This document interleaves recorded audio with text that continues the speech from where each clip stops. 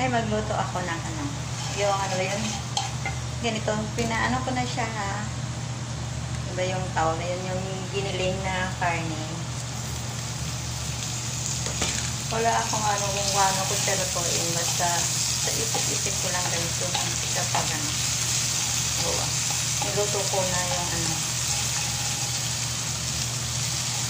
Yan. Tapos lagyan natin siya ng magic stuff. Lagyan natin. Laak. Ano ba yan? Bakit ang tagal naman? Yan. Lagyan din ng magic. Bakit hindi?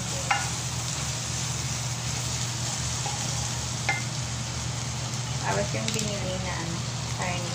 Inano ko na din siya, inano ko na siya dahil maganda kasi siya i-ano mo muna sa init. Pakuluan na siya para yung dumi matanggal. Ewan kung anong klase itong luto. Basta isip ko lang siya na ganitong luto. Yan. Sarap yan ha. Sarap yan ha.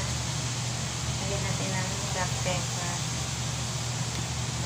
Kaunti lang ng ano. Yan.